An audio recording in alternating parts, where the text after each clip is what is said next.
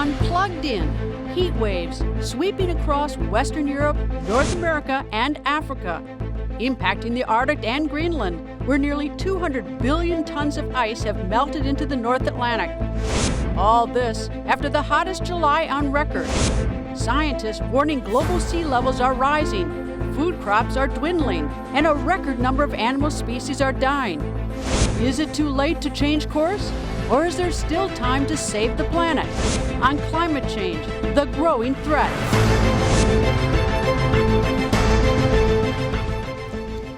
Hello and welcome to Plugged In. I'm Greta Van Susteren. Weather extremes no longer just a scientific hypothesis, now our reality.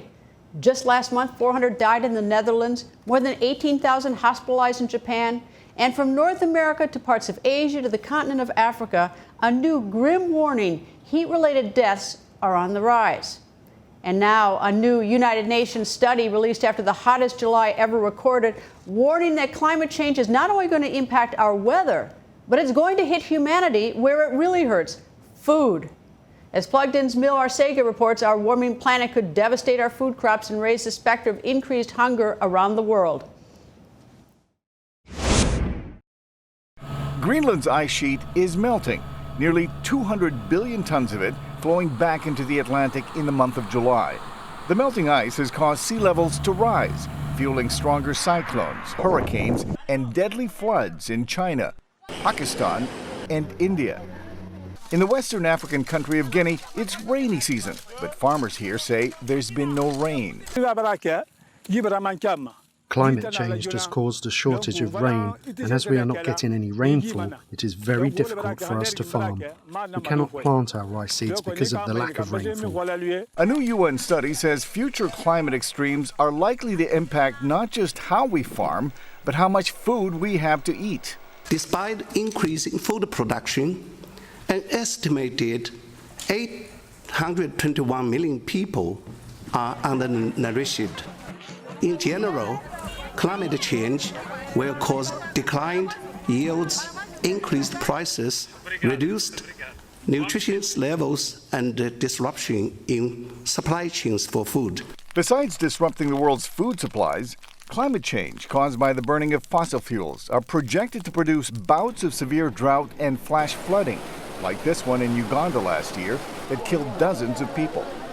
We found that those sort of events, which are typically, say, once every 30 years now, could be as frequented once every 3 to 4 years in the future. All this from what the UN's Intergovernmental Panel on Climate Change says was just a 1 degree Celsius rise in the world's mean temperature since the start of the industrial age. It may not seem like much, but scientists say it will take a coordinated global effort to reduce the buildup of greenhouse gases, which trap heat and cause temperatures to rise. Limiting global warming to 1.5 or even 2 degrees will involve removing carbon dioxide from the atmosphere, and land has a critical role to play in carbon dioxide removal. The World Meteorological Organization reports that the month of July, which saw record heat waves across the globe, has already rewritten the world's climate history books. But scientists say the greatest impact in coming decades will be felt in the poorest parts of the world, where the capacity and the ability to deal with climate extremes is limited. Mil Arcega, VOA News, Washington. In 2017, President Donald Trump pulled the United States out of the 2015 Paris Accord, the global climate change agreement. Trump said the Paris Accord would have a negative impact on the U.S. economy, and he further insisted it would place unfair standards on American efforts to lower greenhouse gas emissions. He left open the possibility to negotiate a better deal for the U.S. Joining us is VOA science correspondent Steve Baragona. Steve has been looking at how climate change is impacting our lives and how some industries are coping. Thanks for joining us, Steve. Glad to be here. Before we go to the question about what industry is doing about coping, you've just come back from the state of Wyoming. Why were you there? Yeah, so coal is a major industry in Wyoming, and coal is a major contributor to greenhouse gases. In the U.S., power plants are stopping burning coal for the most part. They're turning to natural gas and to a large extent now renewables.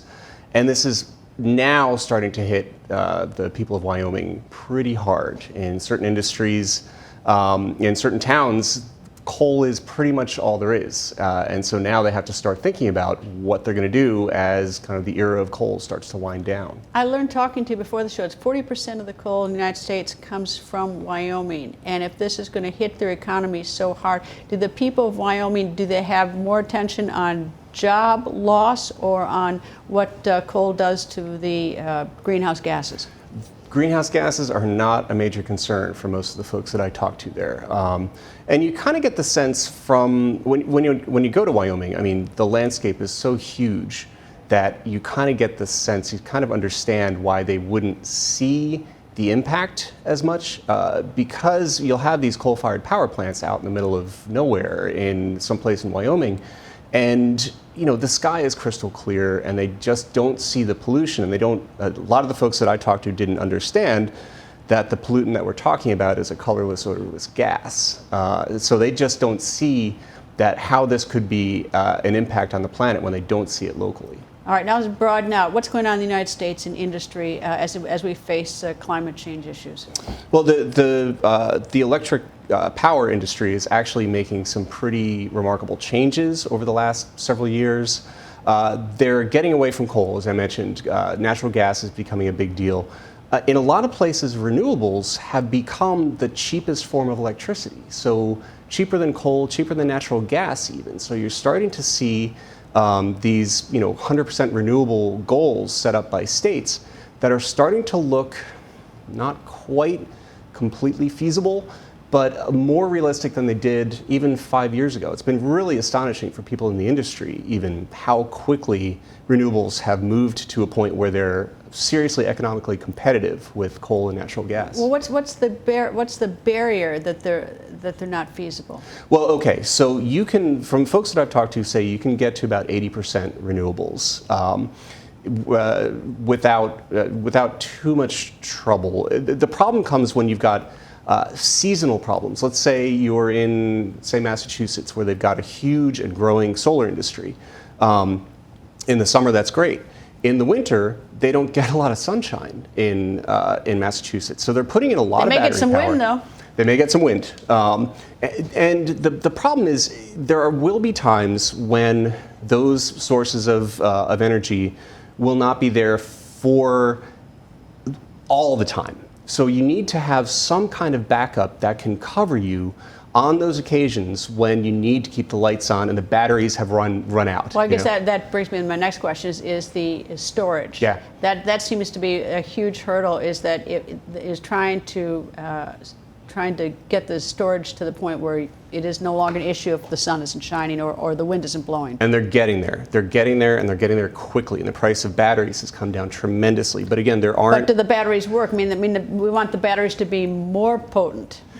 The batteries work, and the batteries do their job tremendously well. The problem is when you, it's really hard to have battery storage that will get you through, say, a week or 2 weeks when you've got a really cloudy period, or when the wind isn't blowing for that entire long stretch of time.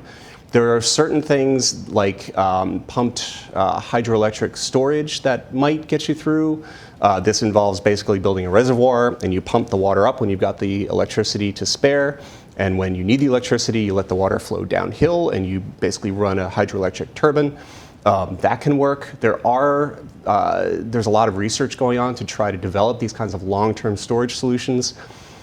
The research is there. The products are not quite there yet. We can get 80% of the way there. Is the government's heart there and mind to do this, our government? At the moment, no. There's a lot of interest in the private sector.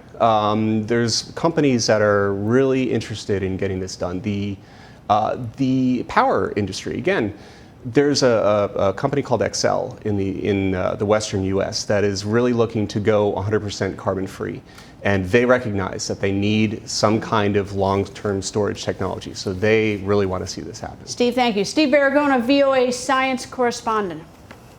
The Amazon rainforest of South America has been referred to at times as the lungs of the planet, and with good reason. Spanning an area of 2,300,000 square miles, much of it in Brazil, the Amazon is the largest rainforest in the world. It is the richest and most varied biological reservoir, containing several million species of insects, plants, birds, and other forms of life, some still unrecognized by science. With its lush vegetation, its wide variety of trees, scientists say the Amazon rainforest produces more than 20% of the world's oxygen. But rapid deforestation remains a big concern. Positive steps were taken in the 1980s and 90s to reduce the number of trees being cut down, but illegal logging and mining has risen sharply. The Amazon lost more than 500 square miles of rainforest in the month of July alone, and in the past 50 years, about 20% of the Amazon, some 300,000 square miles, have been lost. If another 20% of the rainforest disappears, scientists say it would be a tipping point for the Amazon as we know it. It would cause up to 140 billion tons of stored carbon to be released into the atmosphere, accelerating the rise in global temperatures. My next guest may have some cautiously good news. She says it's not too late to deal with the effects of climate change, but, and there is a but, only if we act now. Dr. Pamela McAwee is one of the lead authors of the UN's IPCC climate report. She's an associate professor in the School of Environmental and Biological Sciences at Rutgers University. She's also the author of an award-winning book called Forests Are Gold. Dr. Pamela McAwee joins us via Skype from Metuchen, New Jersey. Welcome, Doctor. Thank you for having me. Well, when I first started getting research for this show, Doctor, the first thing I want to say, is it too late? But you seem to say that it's not too late if we act now, so tell me. Absolutely. It's up to us how bad climate change gets. So as your correspondent noted, we're just under about 1 degree Celsius temperature rise so far. That's a global average. What we found in our recent IPCC report, though, is that we're warming faster over land. And we can see that. We can see wildfires in Russia right now. We can see all sorts of effects on our agricultural production systems all around the world.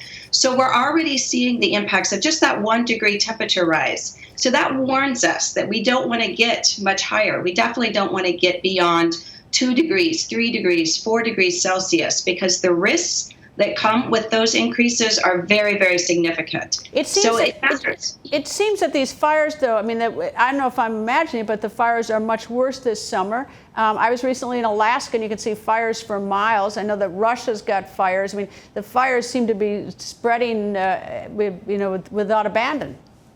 Absolutely. So when I mentioned that some areas are warming faster than others, it's in those boreal and polar regions where we see those rapid increases. So, for example, Alaska is about 5 degrees Celsius warmer than normal this summer, above the average for summers. Russia is about 6 degrees Celsius. That's about 10 degrees Fahrenheit above normal for summer temperatures. So then it makes those areas much more vulnerable to those wide-scale fires that we're seeing this summer, which have devastating consequences in terms of the smoke and so forth that they put forth. All right, now let me go to the Amazon rainforest and deforestation there. There's more and more deforestation going on almost every single day to increase land for agriculture. How serious is this? Because it's been described as the lungs of the planet. It's very serious. We know that tropical forests in particular are very good carbon stores. So we often refer to forests as being potentially both a sink and a source of CO2. And by sink, we mean those trees absorb the fossil fuel emissions that we put up. What we want to try to avoid is converting those forests into a source. That is, the forests themselves disappear, or they're burned, or they're plowed under, and then they release the CO2 into the atmosphere. So we want to try to keep those tropical forests as sinks to help us absorb our fossil fuel emissions. How do you tell, though, the people of Brazil, for instance, the president of Brazil, is that please don't cut those down? And I suppose the reply is, well, we need more land because we need to feed our population, plus China has a growing appetite for our products, and we want to keep our economy going. I mean, how do you convince a country that they should not do this? Well, we know what works because actually this rise in deforestation in Brazil has accompanied the new president. He's been very vocal about wanting to open the Amazon back up to agricultural exploitation. But prior to his administration, Brazil was actually doing a very good job of slowing deforestation. And they did that through a variety of means. They had very good satellite measurements that could tell them where there might be some illegal logging so they could move very quickly. They also had payment programs where they would pay indigenous groups or farmers to actually conserve forests. And so that made it economically viable for them to keep those trees standing. So we know what Brazil can do. It's just a matter of finding the political will to do it. All right, yeah, in preparing for the show, I discovered that there's some countries that are planting millions and millions of trees, whether it's Ethiopia or India. Is planting trees, I shouldn't say the solution, but certainly a huge step forward? It's part of the solution. We know that land can actually help us do a lot in terms of mitigating our fossil fuel emissions, but we can't do it alone. We have to tackle both land-related issues, but we also have to tackle our fossil fuel emissions. So planting trees is great. We get a lot of co-benefits from them. In some places, trees are used to produce biomass for energy, food for people, hedgerows to protect soil. So there's lots of benefits from trees. The problem becomes when we try to plant enough trees to make up for our fossil fuel emissions, then we might start getting into some land competition issues. That is, planting trees on land that could be used for agriculture. That's a trade-off that we want to try to avoid. Are you seeing enthusiasm worldwide to try to do something, or are you discouraged? I can't be discouraged because everybody has a role to play. And I have to say one of the things that's been most surprising and encouraging recently are the student strikes. The students have really taken upon themselves in the last few months to highlight a lot of these issues that scientists have been warning about for decades, really. And it's the students that are bringing more and more attention to some of the findings that we've been able to put forth. So that gives me hope. Is there any country you give a gold star to at this point, the one that's sort of a model that we can look to? I mean, who's leading the way? Well, every country can do better. So there's no country right now that's 100% carbon neutral. Now, some countries have pledged that they would like to keep that as a goal. And what that would mean is they would have to go to 100% renewable energy, or as close as they could, and then maybe make up that last 10 or 20% through various land activities, maybe reforestation and so forth. So some countries have pledged that carbon neutrality. Costa Rica is one of them. But they're not quite there yet. They've got more to do. And certainly countries like the U.S., there's a lot of opportunities for us, both in the industrial sector, but also in the land sector. Right now, there's a lot of presidential candidates in Iowa, and Iowa farmers actually could have a really large role to play in encouraging, for example, soil conserving practices that would keep more carbon in our soil. That'd be a great step. Dr. Pamela McElwee, thank you for joining us, one of the lead authors of the IPCC Climate Report. Thanks for having me. And large sections of forest and jungle around the world, has noted, are being devoured by loggers. Studies show that deforestation impacts our planet in many ways, including reducing oxygen levels. But there is a growing movement to counteract this growing deforestation, one tree at a time. Plugged In's Larry Lazo has our report. Excessive tree cutting has depleted Ethiopia's forests and expanded its deserts, contributing to a rise in temperatures, shortage of water, and demise of several animal species. According to the United Nations, forest coverage in Ethiopia was at about 35% in the 20th century. It stands at about 4% today. The issue of environment is a major concern, even at the global level, but more so for this country. Most of the problems and famine we see in this country could be linked to the lack of protection for our environment. Seeing the urgency firsthand, Ethiopia launched its Green Legacy Initiative in May with the goal of planting 4 billion trees across the country by October. Agricultural officials say more than 2.6 billion trees have been planted thus far. The rate of deforestation and the expansion of desertification, even at a global level, is because of the destruction of forests. This country was rich with forests before, but now it has been destroyed. So this is a good opportunity to bring it back to where it was. Not to be outdone, India has millions of volunteers planting trees. Their goal is to increase its forest by 5 million hectares before 2030. And China has one of the world's most ambitious tree planting programs, known as the Great Green Wall, designed to hold back the expansion of the Gobi Desert. And in the United States, an effort is underway near Los Angeles to grow grass, shrubs, plants, and of course, trees.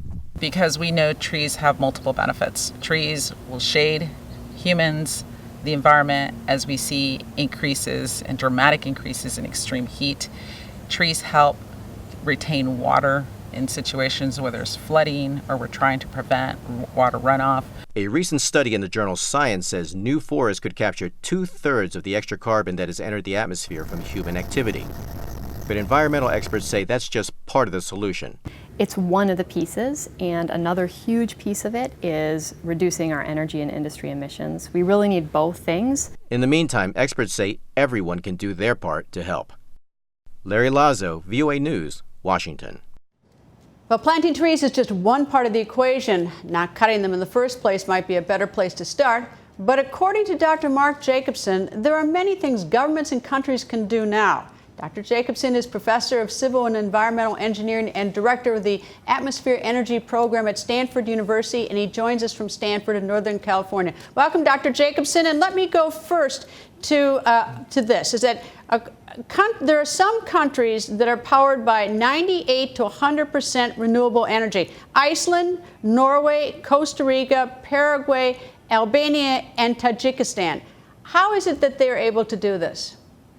Well, good morning, Greta. The reason they're able to do it, well, most of these countries are powered primarily by hydroelectric, although Costa Rica and Iceland also they also have wind in the case of Costa Rica, and Iceland, they have geothermal.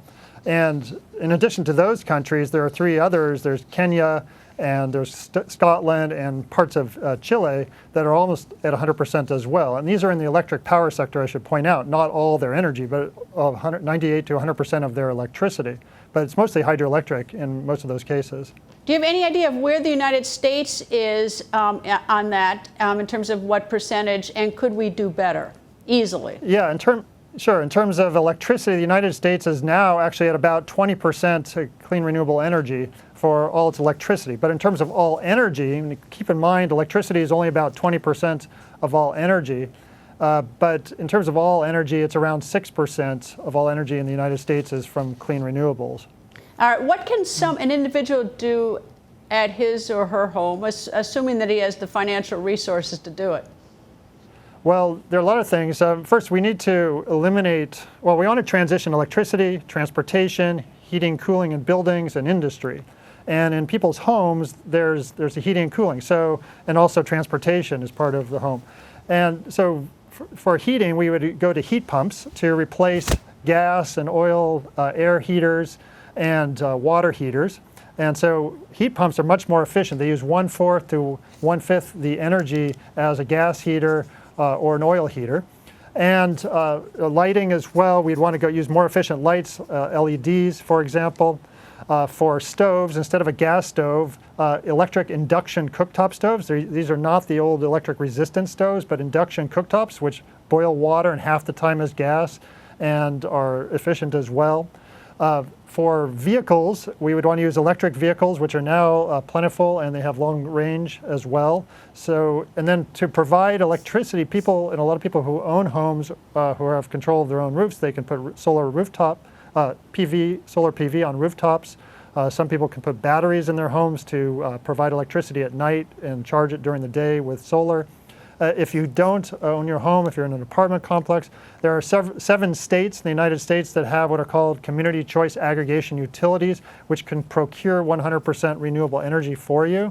Those states include California, New York, New Jersey, Ohio, Illinois, Massachusetts, and Rhode Island.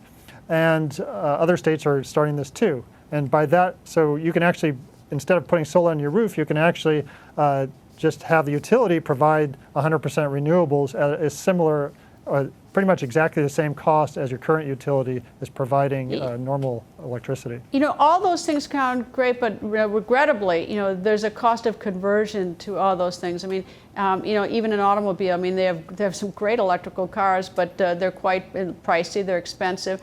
Even in my own home, we put solar panels on, and we had It was such a nightmare getting through all the red tape of the District of Columbia to finally get them to, allow us to basically flip the switch. And we had to get the authorization of the local electrical company, but it was a bureaucratic nightmare. And so, to what extent, our government sort of interfering with this progress, or even some who had adverse interest to people switching over to solar? Yeah, well, let me first address the cars. So cars, electric cars, they may have a few $1,000s more upfront cost in some cases. There is a federal tax credit still of about $7,000, so that offsets that now. But the more important thing is that an electric car uses 1/4 to 1/5 the energy as a gasoline car.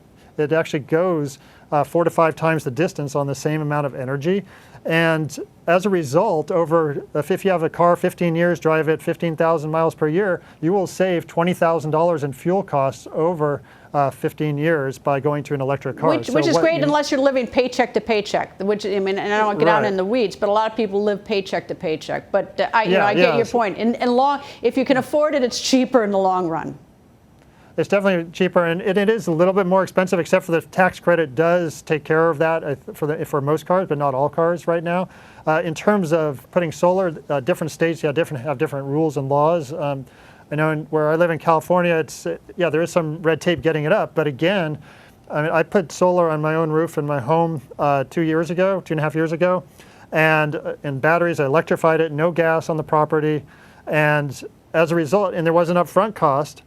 But I have no electric bill, no natural gas bill, no gasoline bill because I have electric cars, and I save. The utility pays me $500 for the last $550 each of the last 2 years for the extra electricity. It pays itself off after 4 to 5 years, and I have free energy for everything for the next 20 years after that. Which is great and it's terrific. But then I bring it back to is that there are a lot of people who can't do that upfront cost to do the long-term saving, and maybe that's where where the government or the state or somebody can sort of step in to make that transition even much easier than a $7,000 tax credit. Yeah, that's exactly true. There are some solar companies that will actually lease you the solar if they want to put it on your roof. Or again, there are the community choice aggregation utilities, which you don't even have to put any solar on your roof, no upfront cost at all. You just change your utility provider, and they will provide 100% wind and solar, geothermal, and some hydroelectric from that they procure. So there are other solutions aside from putting solar. Well, there's so much more to talk about this. I didn't even get to the issue of batteries. We'll have to do that next time, the battery storage. Dr. Mark Jacobson, the Atmosphere Energy Program at Stanford University. Thank you very much for joining us. Thanks for having me on the show.